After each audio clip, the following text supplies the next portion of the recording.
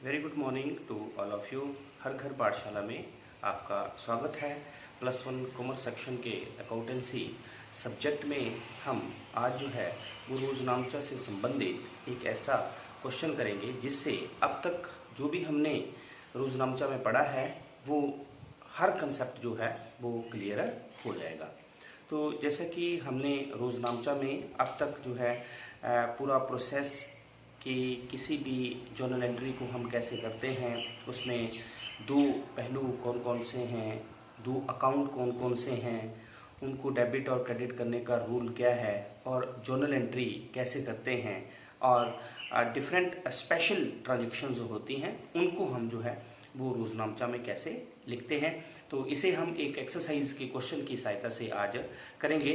तो सबसे पहले आप सभी को पता है कि हमारे पास रोजनामचा का फॉर्मेट जो होता है, जर्नल का जो फॉर्मेट होता है वो date, particulars, ledger folio, debit amount और क्रेडिट अमाउंट होता है।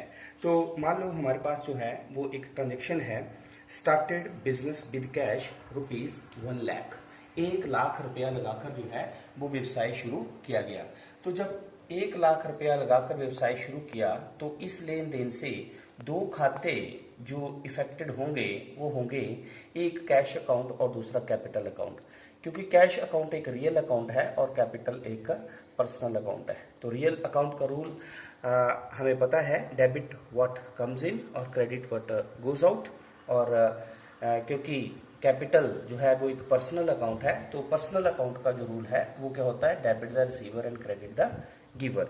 यहाँ पे जो कैपिटल अकाउंट है वो व्यवसाय के स्वामी का प्रतिनिधित्व कर रहा है। तो जब वो व्यवसाय में पूंजी लगा रहा है, पैसा लगा रहा है, तो वो गिवर हुआ, इसलिए क्रेडिट द गिवर। इसलिए इस लेन देन को जब हम रोजनामचा में लिखेंगे तो हम इसकी जर्नल प्रविष्टि जो करेंगे वो करेंगे cash account debit to capital account. क्योंकि कैश व्यवसाय में आया है इसीलिए डेबिट व्हाट कम्स इन, और कैपिटल क्योंकि वो व्यवसाय के स्वामी का प्रतिनिधित्व कर रहा है इसलिए वो क्रेडिट द गिवर। तो 1 लाख रुपये से जब व्यवसाय शुरू किया गया तो 1 लाख रुपया कैश के सामने डेबिट कॉलम में और उसी तरह 1 लाख रुपया जो है वो कैपिटल के सामने क्रेडिट में। नरेशन आप लिख सकते हैं, क्लियर।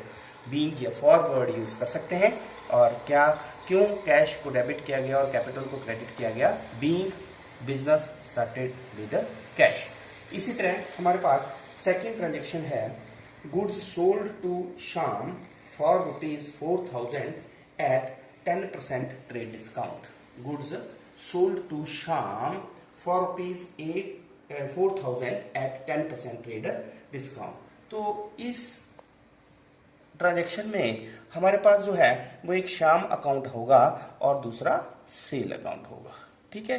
तो श्याम अकाउंट जो है वो एक पर्सनल अकाउंट है और सेल अकाउंट एक नॉमिनल अकाउंट है। और पर्सनल अकाउंट का हमें पता है rule of debit and credit जो होता है वो होता है डेबिट द रिसीवर। तो जब इस लेन देन में आप देख सकते हैं कि जब गुड्स बेची जा रही हैं तो श्याम जो है वो क्या है, रिसीवर है, इसलिए श्याम को हम डेबिट करेंगे। और सेल्स, क्योंकि सेल जो है वो गुड्स का रिप्रेजेंट कर रही है और सेल जो इनकम हो रही है इसीलिए हमारे पास इनकम के लिए रूल होता है debit all the expenses and losses and credit all the incomes and gains. यहाँ पे एक बहुत ही इंपॉर्टेंट बात क्या है कि शाम को कितने की गुड्स बेची है, 4,000 की, और ट्रेड डिस्काउंट कितना है, 10%, ठीक है। तो मैंने आपको पहले भी बताया है कि ट्रेड डिस्काउंट एक ऐसा डिस्काउंट होता है जो लिस्ट प्राइस पर फिक्स परसेंटेज के रूप में दिया जाता है और इसे लिस्ट प्राइस से लेस कर दिया जाता है। तो 4,000 पे 10% हम कैलकुलेट करेंगे। तो 4,000 पे जब आप 10% कैलकुलेट करेंगे तो है 400 जब हम डिडक्ट कर देंगे, इसका मतलब क्या हुआ कि हमने शाम को कितने की गुड्स बेची, 3600 की। तो जब हम इस लेन देन को रोजनामचा में लिखेंगे तो हम लिखेंगे Shyam account debit to sale account. मैंने आपको पहले भी बताया था कि जो पर्सनल अकाउंट होता है उसके आगे अकाउंट वर्ड लिखना जो है वो जरूरी नहीं होता। अगर आपने लिखना है तो आप ऐसे अपोस्ट्रोफी क्रोमा एस करके लिख सकते हैं, ठीक है। तो कितने की गुड्स बेची आपने शाम को, 3600 की। ये कंसेप्ट थोड़ा सा आपने ध्यान में रखना है कि यहाँ पे 4,000 से गुड्स नहीं बेची क्योंकि आपने उसको जो है वो 10% ट्रेड डिस्काउंट दिया है। तो ट्रेड डिस्काउंट को हम जो वो लेस कर देते हैं। ठीक है, नेक्स्ट है हमारे पास इसी से संबंधित ट्रांजेक्शन है, goods return by Shyam for ₹1000। Shyam जिसे हमने जो है वो 4000 की गुड्स बेची थी, उसने 1000 रुपए के गुड्स जो है वो वापस कर दी।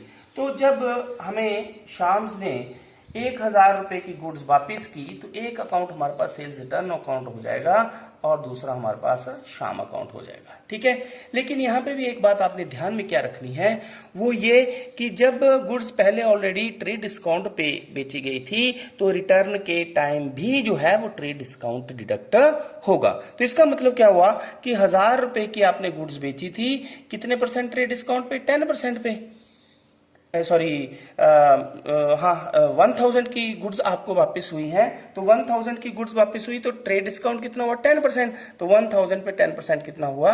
900। तो इस लेन देन को हम 900 से रिकॉर्ड करेंगे। तो सेल्स रिटर्न जो है वो श्याम अकाउंट जो है वो एक पर्सनल अकाउंट है हमारे पास, लेकिन इस केस में आप देख सकते हैं कि श्याम हमें गुड्स रिटर्न कर रहा है। ठीक है, तो credit the giver, credit the giver. Clear? तो श्याम जो है इस जर्नल प्रविष्टि में जो है वो क्या होगा? क्रेडिट होगा, और सेल्स रिटर्न जो है वो डेबिट होगा। तो इस केस में हमारे पास जो है जब हम इस लेन देन को जो है रोजनामचा में लिखेंगे तो हमारे पास एंट्री हो जाएगी sales return account debit to Shyam's account. Clear? तो और अमाउंट कितना लिखेंगे हम? 900। कितना अमाउंट लिखेंगे? 900। ये आपने ध्यान रखना है यहाँ पे कि ट्रेड डिस्काउंट जो है वो सेल के टाइम भी डिडक्ट होता है और रिटर्न के टाइम भी डिडक्ट होता है। ठीक है, अब हमारे पास नेक्स्ट ट्रांजेक्शन है इसके बाद परचेज्ड गुड्स फॉर कैश। हमारे पास नेक्स्ट ट्रांजेक्शन है परचेज्ड गुड्स फॉर कैश। अब वर्ड हमें फॉर कैश दिया गया है, इसका मतलब क्या हुआ कि हमें जो है वो गुड्स नगद खरीदी हैं। तो परचेज गुड्स फॉर कैश ₹500। तो इस केस में हमारे पास जो है वो एक परचेज अकाउंट आ जाएगा और दूसरा हमारे पास कैश अकाउंट आ जाएगा। तो परचेज क्योंकि एक नॉमिनल अकाउंट है, कैश क्योंकि एक रियल अकाउंट है, तो नॉमिनल अकाउंट का रूल हमें पता है, debit all the expenses and losses and credit all the incomes and gains. उसी तरह कैश अकाउंट का रूल होता है debit what comes in and credit what goes out. तो जब हम परचेज कर रहे हैं तो goods debit all the expenses and losses. ठीक है, तो इसलिए जब हम इस लेन देन को रोजनामचा में लिखेंगे तो परचेज क्योंकि हमारे पास डेबिट हो जाएगा। क्लियर? और कैश गोज आउट है तो कैश हमारे पास जो है वो क्रेडिट हो जाएगा 500 से डेबिट में और 500 से क्रेडिट में। क्लियर? नेक्स्ट लेन देन है हमारे पास machinery purchased for ₹10,000। Machinery purchased, इसमें आपने ये ध्यान रखना है कि इस लेन देन में हम मशीनरी परचेज कर रहे हैं, गुड्स परचेज नहीं कर रहे हैं। तो हमेशा याद रखनी है एक चीज आपने कि जब भी हम संपत्ति खरीदते हैं तो संपत्ति अकाउंट जो है वो एसेट अकाउंट जो है वो आता है हमारे पास। तो इस केस में हमारे पास जो है वो एक मशीनरी अकाउंट आएगा और दूसरा हमारे पास कैश अकाउंट आएगा। मशीनरी भी रियल अकाउंट है और कैश भी रियल अकाउंट है क्योंकि दोनों संपत्तियां हैं। ठीक है, और रियल अकाउंट का रूल हमारे पास क्या होता है? Debit what comes in and credit what goes out. तो इस लेन देन को जब हम रोजनामचा में लिखेंगे तो हमारे पास जर्नल एंट्री हो जाएगी मशीनरी क्योंकि कम्स इन है और कैश क्योंकि गोज आउट है, तो machinery account debit to cash account. 10,000 machinery के सामने डेबिट में और कैश के सामने 10,000 क्रेडिट में। क्लियर? इसी तरह हमारे पास नेक्स्ट है goods given away as a charity.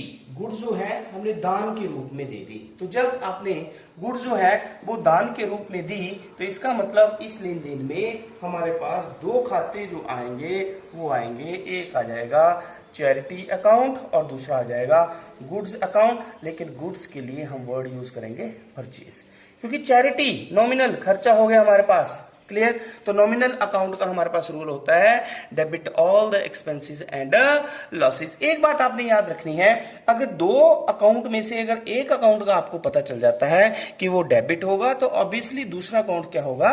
Credit, क्योंकि रोज नामचा प्रविष्टि में जो है वो एक खाते को डेबिट किया जाता है तो दूसरे खाते को क्या किया जाता है, क्रेडिट किया जाता है। तो इस केस में अगर चैरिटी अकाउंट जो है वो नॉमिनल है, debit all the expenses and losses है, तो दूसरा अकाउंट जो परचेज अकाउंट जो है वो क्या हो जाएगा, क्रेडिट हो जाएगा। इसका मतलब क्या हुआ, इस लेन देन को हम लिखेंगे charity account debit to purchase account. इसी तरह अगर गुड्स लॉस्ट बाय फायर होता तो यहाँ पे गुड्स लॉस्ट बाय फायर आ जाना था, ठीक है। Goods used for personal use होता तो ड्राइंग्स अकाउंट आ जाना था, ठीक है। तो ये आपने ध्यान में रखना है कि जब गुड्स गिवन अवे चैरिटी है तो चैरिटी जो है वो एक एक्सपेंस हुआ, इसीलिए इसको हमने डेबिट कर दिया, ठीक है। अब हमारे पास है next, cash withdrawn from bank for personal use. Cash जो है हमने बैंक से निकाला, लेकिन निकाला किस लिए, पर्सनल यूज के लिए। तो जब भी कोई प्रोपराइटर जो है, व्यवसाय का स्वामी, अपने व्यक्तिगत प्रयोग के लिए पैसा निकालता है तो हमने आपको पहले भी बताया है, तो हम ड्राइंग्स वर्ड यूज करते हैं, ठीक है।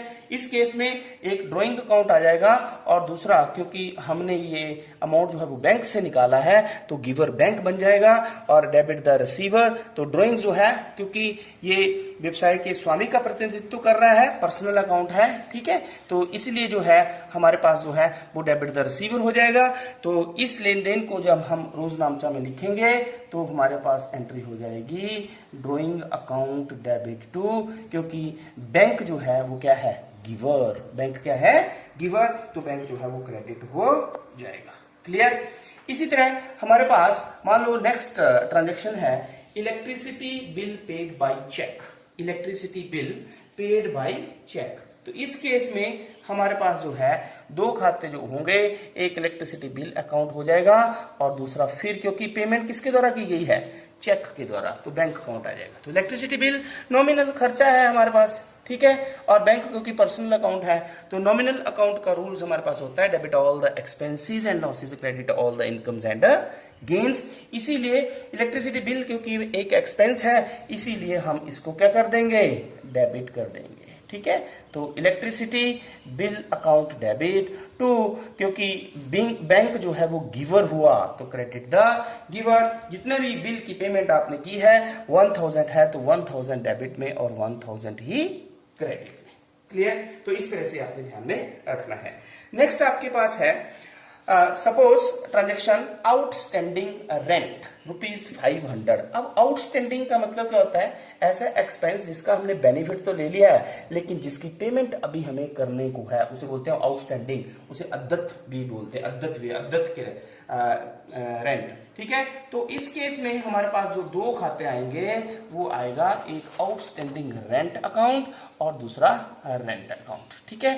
तो हमारे पास जो है वो रेंट एक एक्सपेंस है और आउटस्टैंडिंग रेंट जो है वो एक पर्सनल अकाउंट है। कौन सा है, एक पर्सनल अकाउंट है। तो पर्सनल अकाउंट का रूल होता है debit the receiver credit the giver. तो यहाँ पे आउटस्टैंडिंग रेंट जो है वो उन व्यक्तियों का प्रतिनिधित्व कर रहा है जिनको हमने अभी किराया देना है।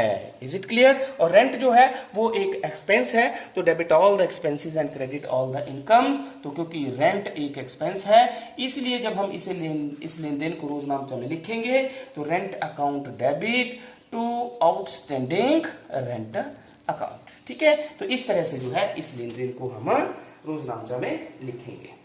अब हमारे पास जैसे नेक्स्ट ट्रांजेक्शन बहुत ही इंपॉर्टेंट है, cash received from Shyam ₹2500 and allowed him discount ₹200। अब आपने देखा कि हमने शाम को कितने की गुड्स बेची थी, ठीक है। हमने उसे 4000 की गुड्स 10% डिस्काउंट पे बेची थी, इसका मतलब 3600 रुपए की गुड्स बेची थी। फिर उसने 1000 रुपए की गुड्स जो है वो वापस कर दी, इसका मतलब 900 की गुड्स उसने जब वापस कर दी तो हमने उसे जो है वो 2700 रुपीज लेने थे, लेकिन आपको मिले कितने 2500। तो इस केस में एक हमारे पास जो है वो कैश अकाउंट आ जाएगा, दूसरा डिस्काउंट अकाउंट आ जाएगा और तीसरा हमारे पास श्याम अकाउंट आ जाएगा। कैश क्योंकि रियल है, डिस्काउंट क्योंकि नॉमिनल है, शाम क्योंकि पर्सनल अकाउंट है, ठीक है, क्योंकि शाम ने हमें पैसे दिए हैं तो शाम इज गिवर, ये तो क्रेडिट हो जाएगा, ठीक है। शाम ने हमें कैश दिया है तो कैश क्योंकि रियल अकाउंट है, डेबिट वाटर कम्स इन, तो ये डेबिट हो जाएगा। अब डिस्काउंट जो है, देखो आपने 2700 रुपीज लेने थे उससे, ठीक है ना, 4000 रुपए की गुड्स मतलब 3600 रुपए में बेची, 900 रुपए की उसने वापिस कर दी। इसका मतलब क्या हुआ, आपने उससे 2700 रुपीज लेने थे लेकिन उसने आपको दिए 2500 रुपीज, तो इसका मतलब 200 रुपीज जो है आपने उसको छोड़ दिए। It is discount allowed, cash discount allowed. तो इस लेन देन को जब हम रोजनामचा में लिखेंगे तो कैश अकाउंट डेबिट करेंगे और डिस्काउंट अकाउंट डेबिट करेंगे, और टू शाम क्योंकि गिवर है तो कैश में देखो 2500 मिला, 200 रुपीज आपने उसको छोड़ दिए, 200 रुपए डिस्काउंट, और इसका मतलब क्या हुआ कि 2700 रुपया जो है वो आपने उससे लेने थे। ये बहुत ही इंपॉर्टेंट एक कंसेप्ट है जो आपने ध्यान में रखना है। अब लास्ट कंसेप्ट है इसमें हमारे पास कि मिस्टर एक्स है हु ओज अस ₹2000 बिकम इंसॉल्वेंट एंड 75 पैसा in rupees received from him. तो मिस्टर एक्स था जिससे आपने 2000 रुपए लेने थे लेकिन 75% पैसे ही मिले आपको। इस केस में हमारे पास 3 खाते जो होंगे, ये बहुत ही इंपॉर्टेंट है, cash account, bad debts and mister x. तो कैश क्योंकि रियल है, बैड डेट्स क्योंकि नॉमिनल है, एक्स क्योंकि पर्सनल अकाउंट, एक्स क्योंकि गिवर है। इस केस में देखो आपने उससे 2000 रुपए लेने थे लेकिन उसने 75% दिए। 75% का मतलब क्या हुआ, 7500 रुपए उसने दिए और 500 रुपए उसने नहीं दिया। ही बिकम्स इनसॉल्वेंट, और आपको उससे सिर्फ जो है वो 1500 रुपए ही मिले, 500 रुपए नहीं मिले। तो जो पैसा उससे नहीं मिला that is consider bad debts, that is consider bad debts. तो cash account debit, bad debts account debit. 2x cash के खाने में आपने 1500 रुपए रखना है, 500 रुपए आपको उससे नहीं मिला, और x से आपने लेना था 2000 being cash received from mister x. तो इस तरह से आपने देखा कि आज इस वीडियो में हमने ऑलमोस्ट सभी ट्रांजेक्शन्स को कवर किया है। अब आप हर क्वेश्चन, हर तरह का क्वेश्चन जो है वो रोजनामचा का कर सकते हैं। तो मैं आशा करता हूं कि जर्नल से संबंधित अब आपको कोई भी प्रॉब्लम जो है वो नहीं आएगी। हमने जो है वो हर कंसेप्ट को काफी डिटेल से किया है। Thank you very much.